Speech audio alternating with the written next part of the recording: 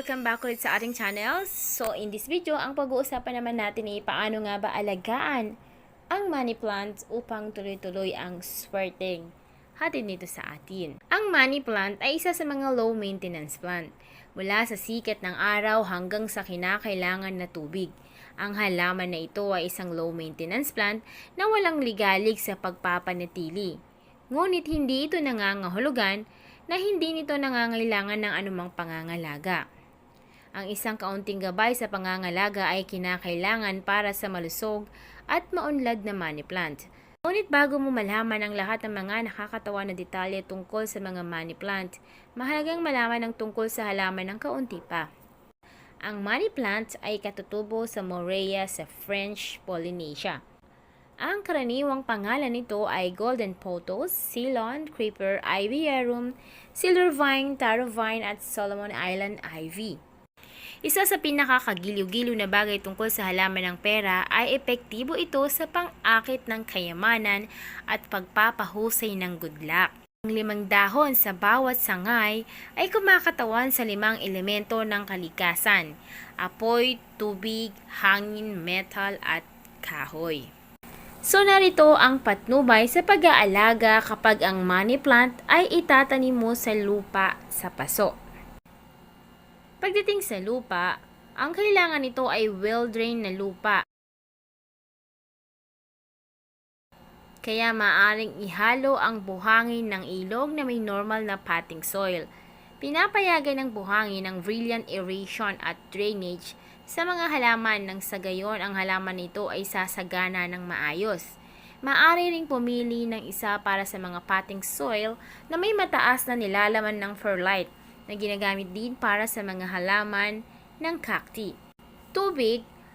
Pagdating sa pagtutubig, ang halaman ng pera o ang money plant ay isang kakaibang halaman dahil maaari itong umunlad kapag pinatuyo mo ito ng sapat o sa ilalim ng tubig. Ang underwatering ay magiging okay pa rin, ngunit ang labis na pagtutubig ay maaring makapinsala sa paglago nito. Ang pagtutubig ng isang halaman ng pera, isang beses sa 7 o 10 araw ay perpekto para sa panahon ng tag-araw dahil ang lupa ay kailangan ding matuyo sa pagitan ng 2 sesyon ng pagtutubig. Ngunit muli, ang agwat ay hindi maaring bahabain ng mahabang panahon to the point na magsisimulang mag-crack ang lupa. Sa makatuwid, maaring hawakan ng isang tao ang topsoil at damhin ang pagkatuyo at magpasya kung kailan muling tutubigan. Gayon din, hindi dapat babara ang tubig. Sa mga buwan naman ng taglamig, ang isa ay maaari lamang i-mix ang mga dahon at masusing pagtutubig ay maaring gawin ng 1 beses bawat 2 o 3 linggo.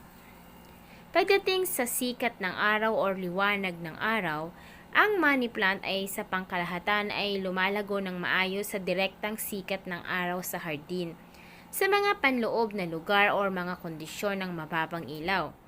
Ang isang bahagyang maaraw at bahagyang malilim na lugar also preferred para sa mahusay na paglaki ng mga halaman ng pera. Ang halaman na ito ay kayang mapanatili ang isang mataas na amounts ng sikat ng araw, ngunit dapat tandaan ng isa na ang mga scorching ray ay makakasunog sa mga dahon. Kaya, ang pagpili ng isang malilim ngunit maliwanag na posisyon sa damuhan, sa terrace, sa hardin o panloob na espasyo ay magiging mahusay para sa pangangalaga ng money plant. Pagdating naman sa fertilizing or paglalagay ng mga pataba, maaaring pakainin ng ilang mga pataba ang mga money plant habang ang pagtutubig ay 1 beses sa 1 buwan gagawin. Habang nag-a-apply ng mga pataba, dapat basahin ang mga tagubilin ng manufacturer at ilagay lamang ang itinuro na amount. Ang isa pang mahalagang bagay na dapat tandaan ay ang mga pataba ay dapat mailagay lamang sa gabi dahil maaari itong masunog ang mga ugat sa araw. Ang buwan ng taglamig na ang mga pataba ay dapat iwasan. Pagdating naman sa potting, ang laki ng paso ay palaging nakasalalay sa laki ng mga halaman. mas mainam na piliin ang mabibigat or malalaking paso sapagkat sa hinaharap ang halaman na ito ay lalago at mangangailangan ng repotting. At isa pa, kapag maliit ang paso, ang paglago ay mapipigilan. Narito naman ang gabay sa pag-aalaga kapag ang money plant ay itatanim mo sa tubig. Maraming mga tao ang ginusto na palaguin ang halaman ng pera sa isang bote lamang ng tubig at panatilihin itong malapit sa bintana na kung saan ay gumagapang paitaas sa bintana ng maganda. Sa ganitong mga kaso, ang mga tagubidin sa pangangalaga ng halaman ng pera ay naiiba.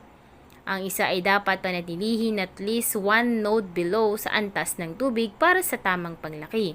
Maaari ring ma-fold ang sanga sa loob ng tubig upang mas maraming node ang maaaring isama sa tubig upang ma-promote ang mga ugat sa lahat ng mga node.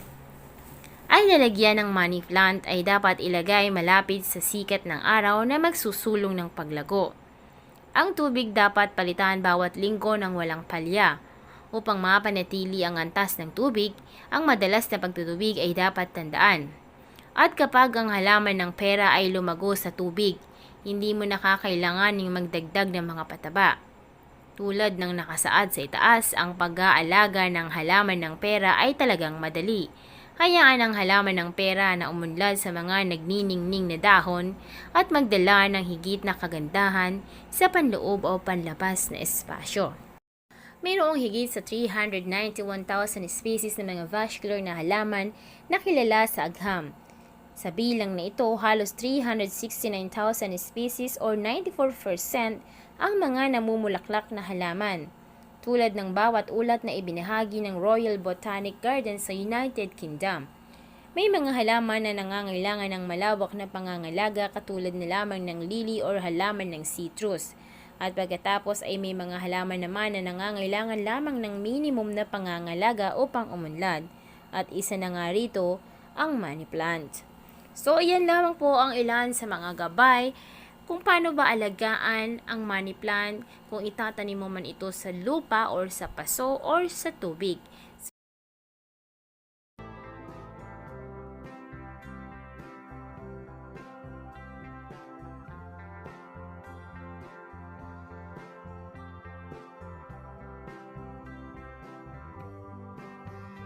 Dati ang aking buhay ay kulang sa sigla. Gandang taglay ko ay hindi nila makita. Ngunit nang ikaw ay makilala, ang beauty ko lililingon na. So pick and pack, shop till you drop. Sa easy shop, gagandang buhay. Pick and pack, shop till you drop. Sa easy shop, mundong magiging makulay. Pick and pack, shop till you drop. Sa easy shop, gaganda ang buhay. Pick and pack, shop till you drop. Sa easy shop, mundong magiging makulay.